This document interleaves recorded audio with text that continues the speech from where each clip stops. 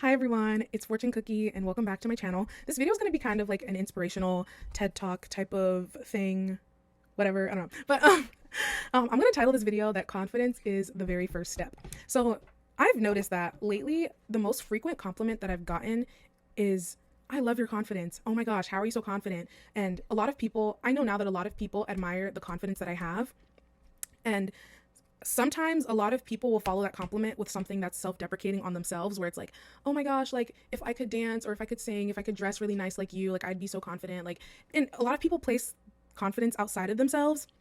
And if I could tell everyone right now that my confidence doesn't come from the fact that I can DJ or the fact that I can dress nice or the fact that I am charismatic. My confidence was already there. What I have now, these talents and these gifts that I have now, is the manifestation of that confidence. So for example, when I started off in college, I came from a really like medical background. I was a really average student, like below average student, and I had no plan going into college. Like I didn't know how I was going to pay for school. I didn't have any scholarships. I literally, everyone, or not even just everyone, but like you go online and it's like, oh, you don't have a scholarship, good luck, you're gonna have to take out loans. But I had the confidence to see that stuff and say, there's a way, there's another way I can do this. Like there's another way I can pay for school. And I found a way to pay for school. Like I applied for scholarships that I didn't feel qualified for. I would email directors, I would email all these things, and I would look for loopholes in the system to get funding for my college. And I've never had to take out a student loan. So similarly, I switched my major from like pre-med to information technology. And this is coming from someone that does not like math. I failed my first semester of college algebra. But I wanted to challenge myself. So I was like, I'm going to study IT because, not gonna lie, the salary looked really good. Like the starting salary was good, and I did it for the, call up the cash, whatever. But I had every reason to look at my track record and be like, I'm not good at math. I'm not a good student. It's so competitive. Everyone's so much smarter than me. I'm not gonna do good. But I had that confidence to know that I could still make it. I could still like challenge myself with these things, and I can come out on top. So long story short, I did pretty good as an IT major in college. Like I would say that both of I've gotten internships after my sophomore year and after my junior year, and I have a job lined up after. And I'm just gonna say it was super duper easy. Like every story, and even if you go on LinkedIn, if you're a tech major, it's always like struggle stories. And I'm not saying this to like be down on those people, but my case is obviously an outlier case, and landing internships, getting jobs, getting internships at like Fortune 500 companies, it was super duper easy for me. And that's because I went through my degree. I would say that I led a lot with my charisma and what made me different, and that's what helped me stand out in the job market. And even like when you talk to like tech majors and IT majors, or I wouldn't say now, it's different now, but like when I first started talking to other computer science majors, it was like, it's so hard. I have to code every day. I don't shower. I don't have any friends. It was just who can outgrind, out hustle the next person. And I never really resonated with those conversations, and I never wanted to, because I still wanted to explore the city that I was in, meet people, learn about people. And me deciding to focus on that rather than leak code and learning how to be the best coder helped me become a better learner. And also it helped me, like I said previously, like stand out in the job market. So I think that my case is obviously like an outlier's case. Like I'm not saying that you can just go through your IT degree or computer science degree just off of vibes and confidence the way that I did, but let my story kind of be like a testament to the fact that it's equally as important to invest in yourself and your own passions than it is to invest your time into like being the best coder, being the best at technical skills. Because the reality is, I already knew that there's always going to be someone better at coding than me. What makes me different? Like everyone else is rat racing. Everyone's in this rat race of who can do the most legal questions, who can do this, who can struggle the most. And the struggle is kind of glorified in computer science for some reason. And I knew that, and I realized that like, what makes me different? Like I dress up every day. I love fashion. I love music. I love non-tech things. And I would try to find ways to incorporate that into my process as I was finding internships and jobs and opportunities. And I also have been called like the personality hire. And I would say like, I could understand from their perspective, someone who spends a lot of time focusing on the technical aspects, seeing someone like me get the opportunities that they fight so hard for, get them easily. I understand where the anger comes from, but I think it's misdirected. It's just, I really feel like people don't see the true value in building your own confidence.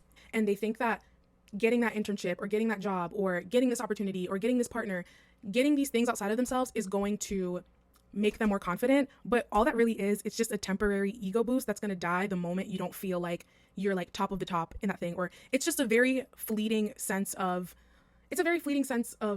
importance once you get these things, and it's not sustainable. Confidence is something that you have to make here and build here, and everything else, all your accomplishments will come because of that. And not only that, you kind of, once you have that confidence, you kind of filter out the rejection and they don't mean as much to you.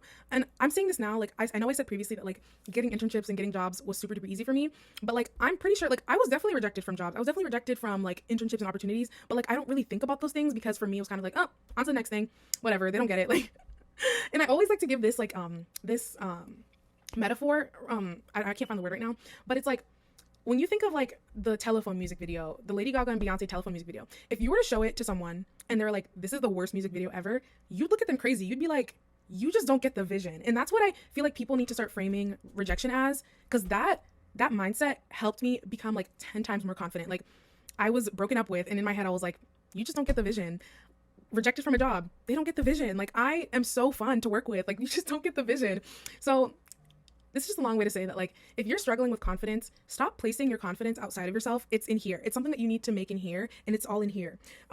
Your accomplishments, the dream job, the dream partner, the dream whatever that you want is going to come because you had that confidence in yourself. Like, when my mom stopped doing my hair, I could have easily just walked around with clapped hair and just said, oh, my mom doesn't know how to do my hair, so I'm just gonna not have good hair. I had the confidence to know that I can learn how to do my own hair. So I went on YouTube and I learned how to do my own hair.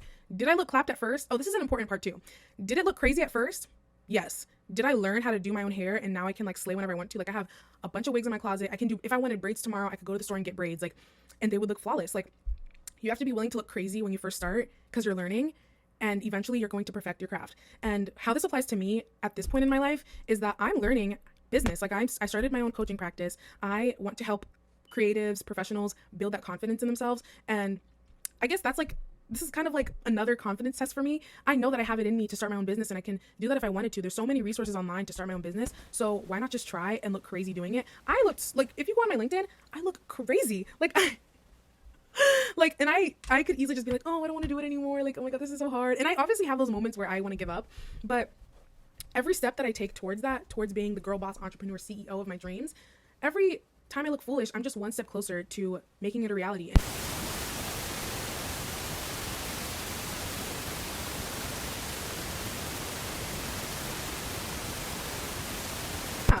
Like I said, just to wrap this video up, confidence is not outside of you. It's something that you need to build in you first. And those accomplishments, those manifestations, those dreams that you have, that will come after. It's not after you get the job. It's not after you get the partner. It's not all these things that you're waiting to give you confidence. You're just waiting for a little ego boost. Like, it's like a little hit from like a really like strong, I don't know if I can say that on YouTube, but like, confidence is not outside of you. It's a muscle in here. It's a muscle that you build in here, and then everything else comes after. And confidence is not a black or white thing. It's something that's like, you can have confidence in some areas. You can be confident. Like, for me, I'm very confident in my looks. I know that I'm beautiful. I know that I'm gorgeous. Am I confident in my abilities to run a multi-million-dollar business? Not all the way yet, but how would I know that I can do this thing if I don't have the confidence to at least try and know that I'm capable of that? You know what I'm saying? So yeah. So if you got to the end of this video and it resonated with you, please feel free to make a comment. If you're also creative or professional or both, like me, drop a comment. Like, what do you do? Are you an artist? Do you DJ? Do you like fashion? Like, what do you do? What projects are you working on? And also, what area do you want to build your confidence in? For me, I want to build more confidence in my ability to build a business, or at least more confidence in my ability to create something for myself or create something greater than me. So like this channel. So yeah, I just want the comments to kind of be like a discussion post. And yeah, so if you resonated with this, feel free to connect with me on LinkedIn. I also like to post a lot on there. I think creatives should start getting on LinkedIn a lot more, and like, it's kind of like a tech NPC fest in there, and it's a little lonely. But yeah, follow me on Instagram, subscribe to this YouTube if you want more. What else do I have? I have TikTok. I'll just link everything down below. And also, I have a SoundCloud too, so if you like music and you want to hear my DJing skills, yeah, just check it all out. But I hope you enjoyed this video. Stay tuned for more, and yeah, bye guys.